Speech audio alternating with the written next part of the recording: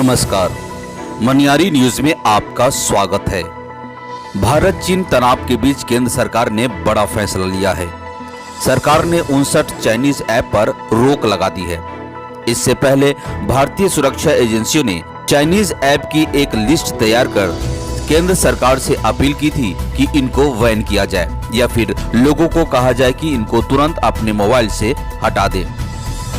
इसके पीछे दलील ये दी गई कि चीन भारतीय डेटा हैंग कर सकता है। इन ऐप के ब्लॉक होने का मतलब है अब भारतीय यूजर्स इन ऐप का इस्तेमाल नहीं कर पाएंगे। आपको बता दें कि हाल ही में टिकटॉक ने लोकप्रियता यानी डाउनलोड्स के मामले में व्हाट्सएप और फेसबुक जैसे दिग्गजों को भारत में पीछे छोड़ दिया था।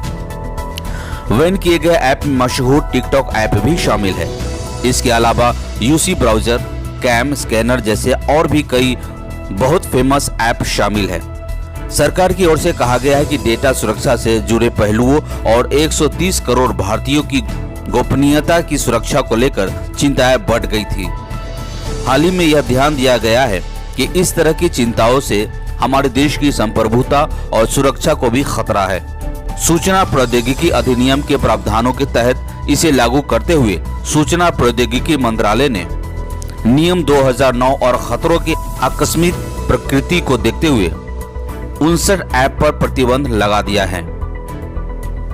सरकार के अनुसार इन 59 ऐप को ब्लॉक करने का फैसला इसलिए लिया गया है क्योंकि उपलब्ध जानकारी के मद्देनजर चीन उन गतिविधियों में लगे हुए हैं जो भारत की संप्रभुता और अखंडता, भारत की रक्षा, राज्य की सुरक्षा और सार्वजनिक व्यवस्था के लिए खतरा है।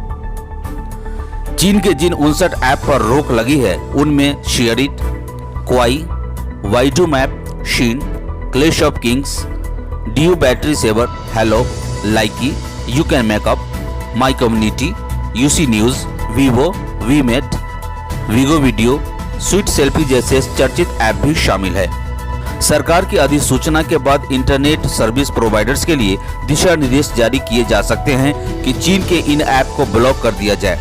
संभावना है कि यूजर्स को शीघ्र ही ऐसे संदेश मिले कि इन ऐप को नहीं चलाया जा सकता।